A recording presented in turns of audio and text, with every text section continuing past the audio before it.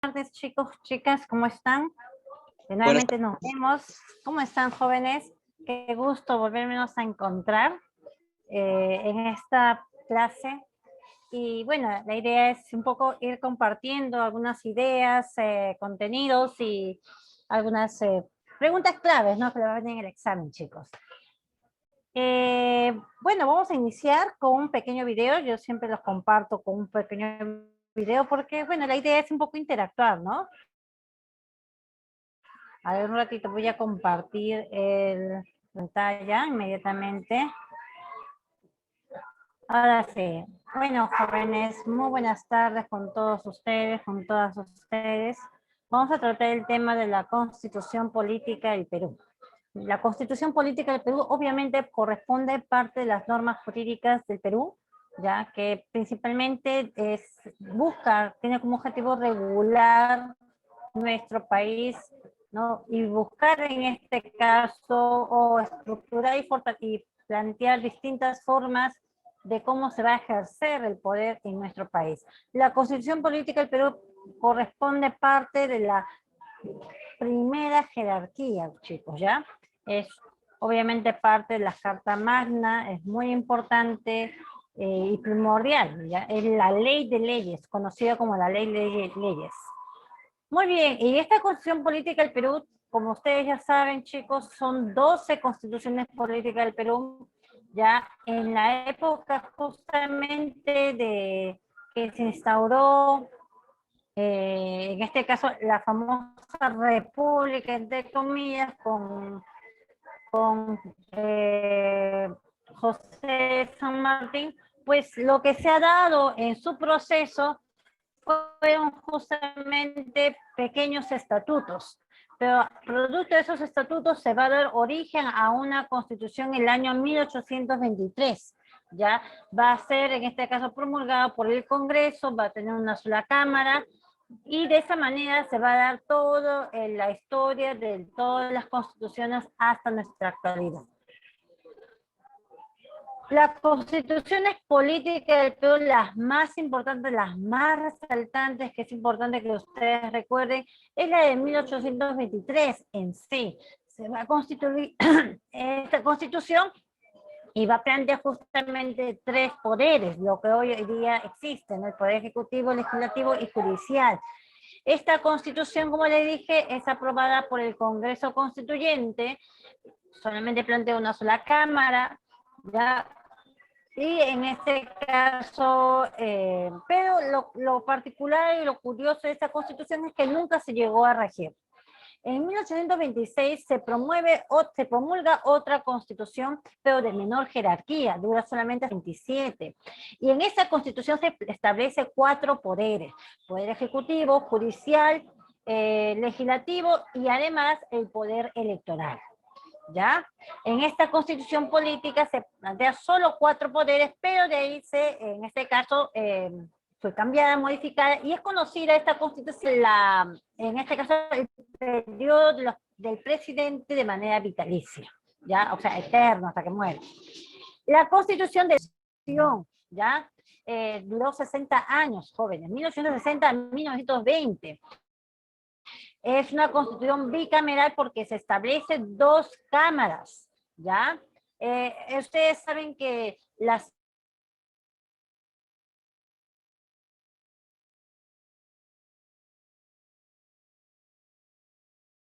Buenas, me había ido, creo, chicos, no sé.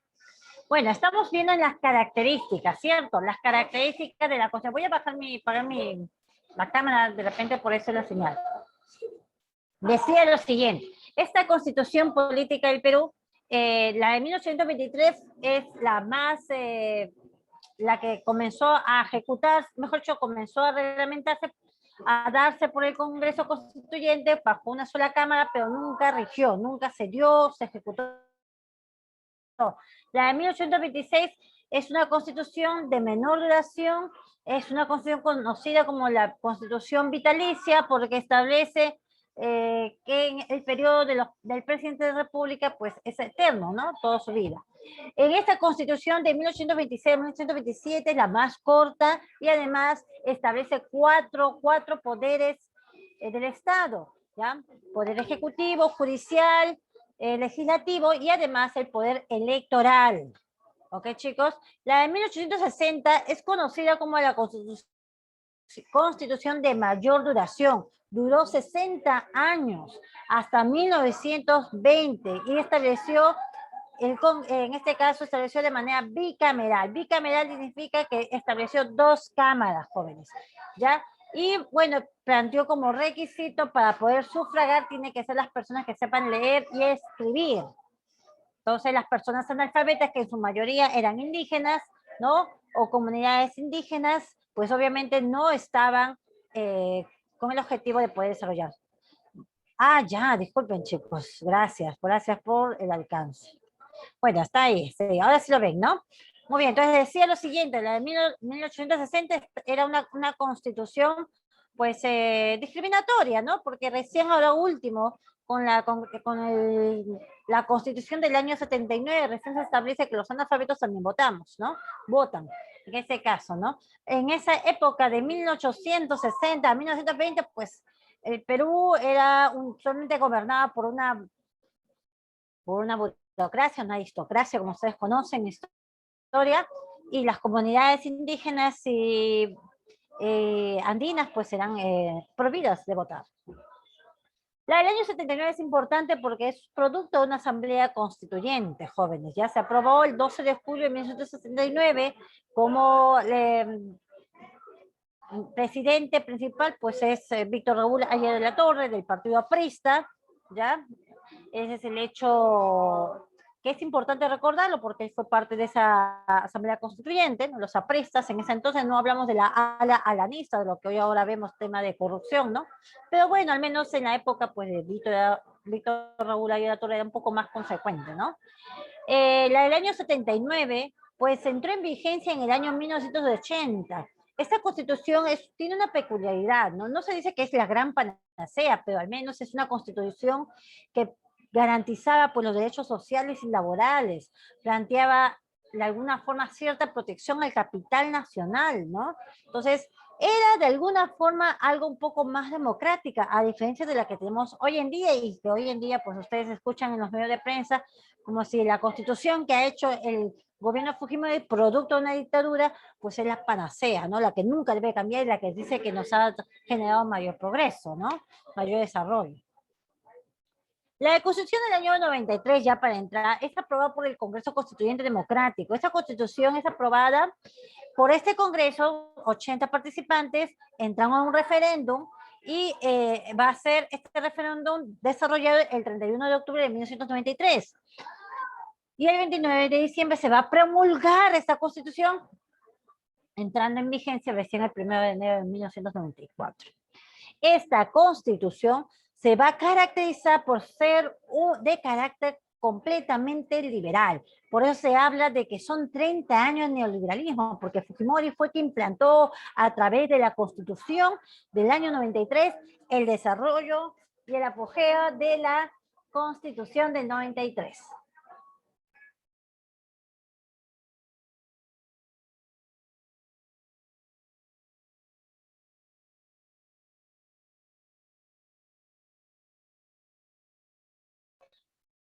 Muy bien, entonces vamos a ver ahora el tema del poder constituyente, joven. En este tema del poder constituyente vemos 2 formas de poder constituyente, la Asamblea Constituyente y el Congreso Constituyente. Como hemos dicho, la Asamblea Constituyente pues genera pues la Constitución del año 79 y el Congreso Constituyente obviamente va a generar las 11 constituciones que tenemos, por el año 1823 hasta este año de 1993. Ahí hay correcciones en las fechas, chicos, ¿ya? Muy bien. Una vez que ya sabemos por qué es importante conocer el poder constituyente, conocer el poder constituyente significa que es el pueblo que tiene el poder. O sea, se supone que si estamos en una república, democracia, pues es el poder emana del pueblo. Y es el pueblo que entrega el poder a las autoridades, según estos conceptos jurídicos, ¿no? Pero sin embargo, pues no quieren hacer caso ni siquiera de lo que dice el pueblo, ¿no? Constitución del año 93. ¿Por cómo así esta constitución se ha aprobado? ¿Por qué razón esta constitución necesita ser cambiada, no? Porque esta constitución se va a dar porque justamente después de un golpe de Estado del gobierno Fujimori, se va a dar un gobierno de emergencia y de reconstrucción nacional. Este gobierno de emergencia y reconstrucción nacional va a estar justamente, va a desarrollar un congreso constituyente, democrático, integrado por 80 congresistas, que van a tener como finalidad, como objetivo, desarrollar, ¿no? Crear esta nueva constitución del año 93. Entonces ya hemos mencionado que el 31 de octubre del 93 pues se hace el referéndum en medio de un control mediático. Por eso es que cómo es posible que tengamos una constitución de la época de la dictadura, muy parecida a la de Chile, ¿no? La de Pinochet. Mira, ¿cuántos años han estado con esta constitución del Pinochet? Nosotros tenemos una constitución de la época de la dictadura, donde en este caso, como ven ustedes, Vladimir Montesinos, el asesor de Fujimori, pues tiene el control de todos estos medios de prensa, ¿no? Muy parecido a lo que vemos hoy en día. Entonces, bajo ese contexto, ese control mediático, pues aprueban una constitución. O sea, no era una situación pues de mayor participación, sino era un control donde se compraban a los medios de prensa por cantidades de dinero. Entonces todos ya tenían que decir la misma comparsa fujimorista, ¿no? Y bueno, es así que se aprobó este referéndum, se promulgó el 29 de diciembre del 93 y entra en vigencia el 1 de enero. Jóvenes, la reforma constitucional. Cuando hablamos de reforma constitucional, si es que no se hace un cambio un cambio de la Constitución, o sea, total, en este caso, enfrente de ello, ya si no se hace un cambio total de la Constitución, pues se puede hacer cambios pequeños, ¿no? Algunas modificaciones. A esas modificaciones hablamos de la reforma constitucional. La reforma constitucional está en la Constitución en el título 6 del artículo 206, chicos.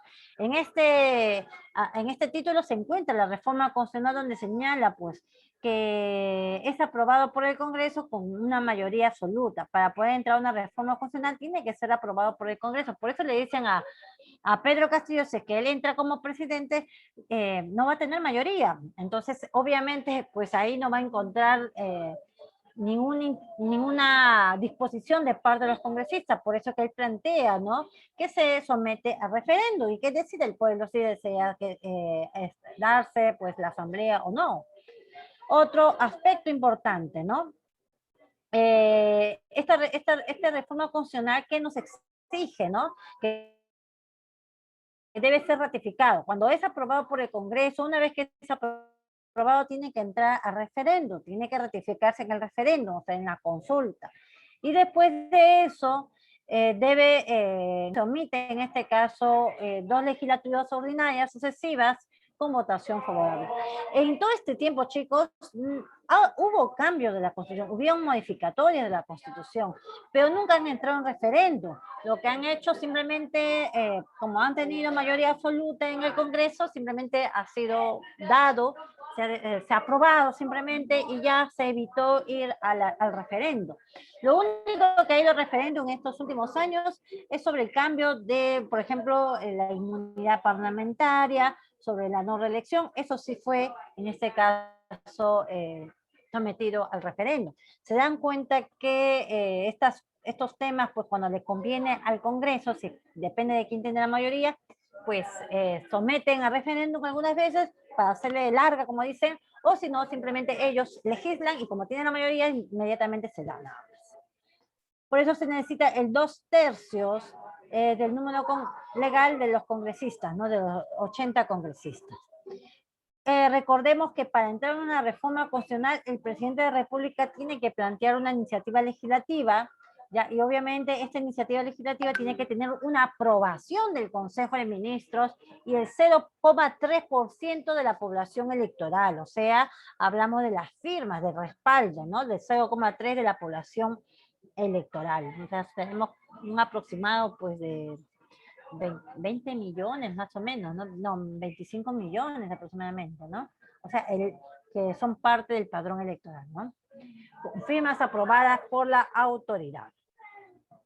Bueno, esto viene a ser el mecanismo de referéndum que también está establecido en la Constitución Política del Perú, en el título 6, en el artículo 206, ¿no? Ahí ven ustedes que la reforma constitucional se puede dar de manera parcial o total de la Constitución. Una vez que se da este referéndum, va a generar pues la aprobación de la norma, la propuesta, que puede ser, ¿no? En este caso hablamos de la Constitución o también ordenanza municipal, descentralización, o el cambio de la Constitución o modificación de la Constitución, ¿no? Y de esa manera pues se hacen las consultas popular para que en este caso se dé la ejecución.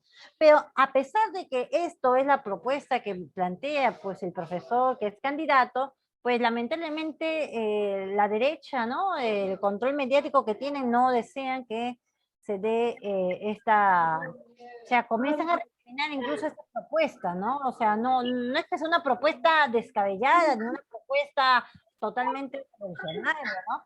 Es una propuesta que está tomando dentro de este marco normativo, ¿no? Dentro de esta democracia, entre comillas. Pero a pesar de eso, la misma derecha no respeta incluso sus propias normas, ¿no? Bueno, ahora vamos a hablar de la estructura de la Constitución. En esta estructura de la Constitución tenemos títulos, chicos. Es importante que ustedes se acuerden los títulos. Son 6 títulos. Tenemos 6 títulos, tenemos 26 capítulos y tenemos 206 artículos. En el primer título, la persona y de la sociedad trata justamente de los derechos fundamentales, chicos. Del Estado y la nación trata del Estado, ¿no? De qué es la nación, ya cuáles son en este caso los símbolos patrios, ya cuál es nuestro territorio. Esos términos se trata en el título 2 del Estado y la Nación. En el título 3 del régimen económico trata cuál es el modelo económico que va a seguir nuestro país. El modelo económico que nuestro país sigue es el modelo neoliberal, chicos. Solamente que no lo dice en un término muy solapado, ¿no? Que viene a ser, en este caso, la social de mercado, ¿no? Donde la sociedad, en este caso, usan ese término, pero que en el fondo, pues son los mercados quienes tienen el control económico de nuestro país. Por eso que ven ustedes que sube cuando quiere, pues el dólar, ¿no? O sube los precios de las cosas cuando quieren, ¿no? O te ponen el precio que ellos les da la gana. Entonces, eso se llama, pues, la social, no, que la economía que tenemos es social y libre mercado, pues. Ahora, con respecto al tema de la estructura del Estado, ¿no? De la estructura del Estado viene a ser justamente, está compuesto, bueno, señala básicamente los poderes del Estado, también habla de las regiones, habla de los municipios, ¿no? Habla de la localidad, de cómo está estructurado. Las garantías constitucionales vienen a ser básicamente las garantías que en este caso, pues, protegen pues a las personas, a los ciudadanos, ¿no? En este caso el habeas corpus, el habeas data, la acción de amparo, etc, etc. Y la reforma de la Constitución es lo que hemos hablado, ¿no? Ahí se habla de cuando hablamos de cambio total o parcial de la Constitución. Bueno, por ahí me han preguntado qué viene a hacer en este caso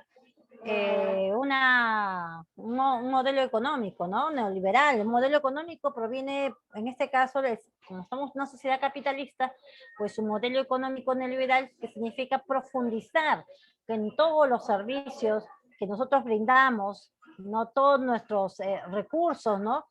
Sean básicamente privatizados, ¿no? Y que el Estado no intervenga, solo sea en este caso simplemente un simple observador, fiscalizador, pero el resto, en este caso, debe estar, en este caso, administrado por las entidades privadas y en este caso principalmente por las transnacionales.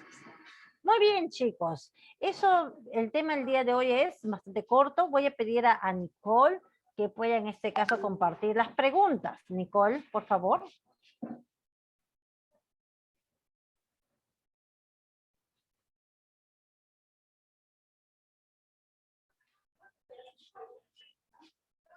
Muy bien, jóvenes. Ahí tenemos las preguntas, por favor.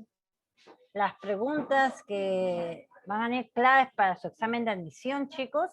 Ya sé que ahorita ya están listos para salir a la marcha, ¿no? A Keiko, por ahí algunos creo que van a salir. O ya se dio, no creo que no, ¿no? Pasan las tardes con toda la marcha. A ver, primera pregunta. ¿La Constitución Política del 93 fue elaborada por quién? ¿Por el Congreso Constituyente Democrático, chicos? ¿Ya? Congreso Constituyente Democrático. El título 4 de la actual Constitución legisla ¿sobre qué? 4. ¿Sobre qué? Sobre la estructura del Estado, ¿no? Muy bien, a ver chicos. Sobre la estructura del Estado. Siguiente pregunta. La Constitución del año 93 fue aprobado por el Congreso Constituyente Democrático. Yo ya sé que ya ustedes ya saben, ya es repetitivo, profesora. La actual Constitución contiene ¿cuántos artículos? Vamos, ¿cuántos artículos? 206 artículos, muchachos, no se olviden, ¿verdad? 206 artículos. La Constitución política se encuentra en igual jerarquía, ¿con quién? Con los tratados de derechos humanos, muchachos, tratados de derechos humanos. Siguiente, no guarda relación con respecto a la Constitución del año 93. Entró en vigencia el 31 de diciembre del 93, ¿eso es verdadero? Fue el 1 de enero del 94 que entró en vigencia. ¿Está conformado por 26 capítulos? Yes, ok. ¿Fue objeto de referendo el 31 de octubre del 93? Claro, entró en esa fecha referendo. ¿Fue elaborado por el Congreso Constituyente? Claro. ¿Regula la pena de muerte solo para casos de guerra exterior? En este caso, entró en vigencia el 31 de diciembre del año 93. Dice, no guarda relación, ¿no? Sí, muy bien. Perfecto. Sigamos. 7. La Constitución del año 93 contiene ¿cuántos títulos, chicos? Hemos hablado de 6 títulos, ¿no? 6 títulos. ¿Y cuántos artículos? 26 o 306 o 206. 206, Nicole. Muy bien, Nicole. La Asamblea Constituyente del año 79 y el Congreso Constituyente Democrático de 1933 estuvo representado por ¿quién? 1993, no es 1933. ¿Ya? En 1993 fueron 80 congresistas, por lo tanto, en la Asamblea Constituyente fueron 100 congresistas. La norma de mayor jerarquía de nuestro ordenamiento jurídico, ¿cuál es? Son tratados laborales, decreto en ley, constitución política, decreto legislativo, resolución suprema. ¿Cuál es? La Constitución Política del Perú. 10. También se le conoce como la ley de leyes. Ah, eso está fácil, ¿no, profesora? Qué fácil es eso. ¿Cuál es? La Constitución Política del Perú. El referéndum fue aprobado en el año 93. Se llevó a cabo... ¿En cuándo? ¿En cuándo? ¿Cuándo se llevó a cabo? ¿En noviembre? ¿En abril? ¿En octubre? ¿Noviembre? ¿Otra vez? ¿Febrero? En octubre, muchachos. Octubre, 31 de octubre del 93. La Constitución Política es una norma moral, social, ética, religiosa o jurídica. Obviamente que es jurídica, ¿no? Porque hablamos en temas de derecho. Son normas elaboradas por los gobiernos de facto. Vamos, ¿cuántas veces hemos visto esa pregunta? Y que asume la validez de una ley. Hablamos de decretos ley, ¿no? Los gobiernos dictatoriales trabajan con decretos ley. Constitucionalmente se señala y el respeto de su dignidad son el fin supremo de la sociedad y del Estado. ¿Hablamos de quién? De la defensa de la persona humana. Muy bien, Nicole. 15. El órgano de control de la Constitución es el TC, con Tribunal Constitucional, que es donde debaten estas elecciones, ¿no? Porque Pedro Castillo señalaba pues la eliminación del TC, ¿no? Y algunos piensan que ese TC pues nos defiende. Realmente a mí me parece absurdo escuchar a personas de a pie que digan ¿cómo es posible que quieran eliminar la TC? Cuando sabemos que esta TC está de adorno, solamente beneficia pues, en ciertos momentos cuando les conviene. A lo largo de su historia, el Perú ha tenido, ¿cuántas constituciones? 12 constituciones. Sigamos. La constitución que rigió por más tiempo fue en el año 1860. La Constitución del año 93 fue elaborada por El año 93, ¿ah? El Congreso Constituyente Democrático. Muy bien, Nicole. Esa Nicole está que practica de paso al toque, nada más dice. El título 2 de la Constitución se denomina título 2. Hemos hablado que el primer título, ¿cuál es? El primer título es la persona y la sociedad, ¿no? El siguiente título es el Estado y la Nación, donde se habla del territorio. Muy bien, Nico. La primera constitución peruana fue del año 1823. Muy bien, jóvenes. Así que estos temas hay que repasarlo más que todo, las fechas, ¿no? Las fechas son muy importantes que ustedes conozcan de las constituciones políticas del Perú, las características más resaltantes, tienen que practicarlo en su vida diaria, traten de relacionarlo con alguna actividad que ustedes realizan y tienen que saber el momento actual de esta constitución, porque el tema de la constitución no solamente es un debate de aquí en nuestro país, es un debate latinoamericano. Son muchos los países que plantean el cambio constituyente. El tema de Colombia también. Ahora, eso no quiere decir que, bueno, yo estoy planteando que, que un cambio de la constitución, pues vamos a lograr una transformación en nuestro país, ¿no? Obviamente que no, la constitución no cambia en realidad la situación de nuestro país, pero de alguna forma sí es un reflejo de la situación que queremos, entonces sí es importante darle prioridad principalmente a cómo nosotros nos encontramos organizados en nuestros barrios, en nuestra universidad, en la academia, en nuestro trabajo, entonces de esa manera uno va defendiendo los derechos. Y eso es lo que debería ser realmente una constitución, ¿no? Un documento pues que realmente se dé efectividad hacia el pueblo y sobre todo a las grandes mayorías. Muy bien, chicos. Eso sería podemos terminar a las 3 para poder completar. Si tienen alguna otra pregunta, me hacen llegar, por favor.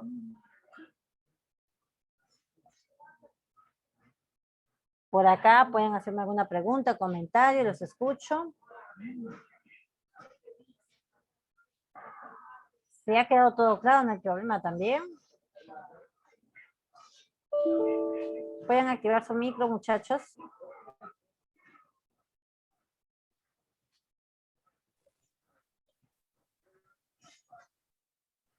A ver, vamos inmediatamente a preguntar a algunos jovencitos. Ya. A ver, Sandra ya, ¿cómo estás? Muy buenas tardes, Sandra. Sandra. ¿Puedes activar tu micro, Sandra, por favor?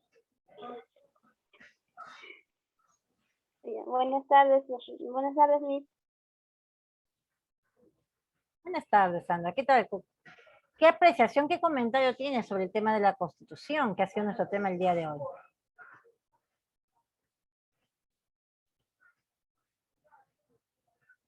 Sandra. Mientras Sandra va pensando, ahí está, Sandra, te escuchamos, Sandra. Te escuchamos, Sandra.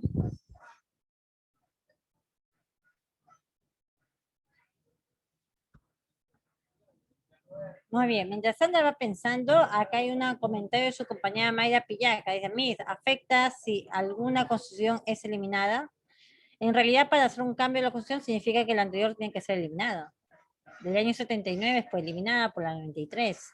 Y si esta constitución es eliminada, obviamente por otra, ¿no? O sea, la constitución vigente es la última es la que va a entrar en vigencia, ¿no? En ejecución. Las otras no, ya no entran en vigencia.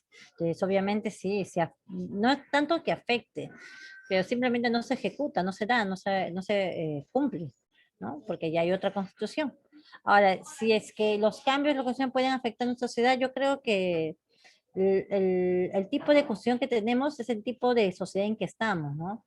En la época de Fujimori, donde era una época, pues, donde existía mucho terror prácticamente, ¿no? Porque había terrorismo de Estado también, ya la población, pues, se veía obligada a subsistir, ¿no? Mucha de la población se ve obligada a subsistir.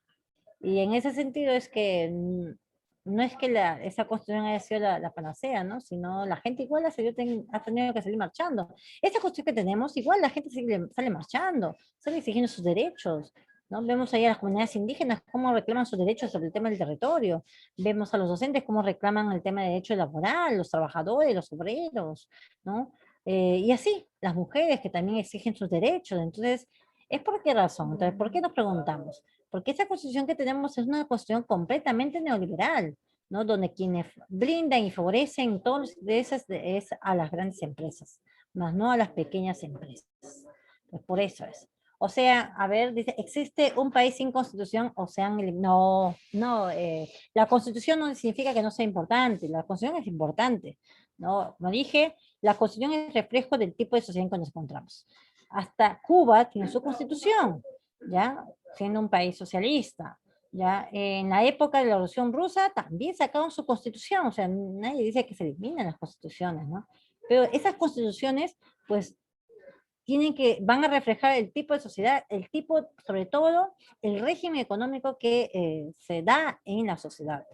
Por ejemplo, en la Revolución Rusa, pues la constitución que, que había pues durante el contexto de la Revolución Rusa era una constitución pues socialista, ¿no? Una constitución comunista donde favorecían a la clase proletaria, así directamente. Por eso es que esa constitución, por primera vez en el mundo, las mujeres, por ejemplo, tenían varios derechos de los que la sociedad capitalista pues no daba absolutamente nada.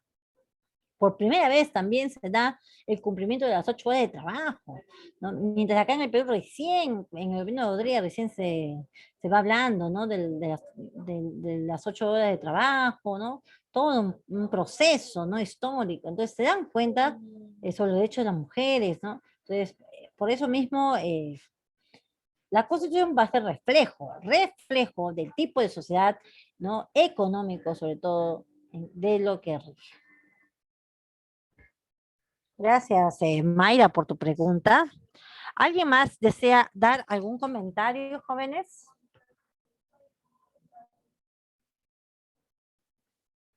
Puede abrir su micro si desean dar alguna opinión, comentario, chicos. Somos todo oídos.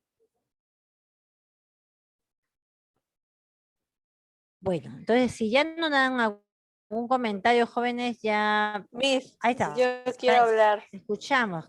Ya, yo creo que la constitución política en el Perú no está bien, porque cada rato lo van cambiando también. En cambio, por ejemplo, en Estados Unidos solo tienen una constitución y no lo cambian.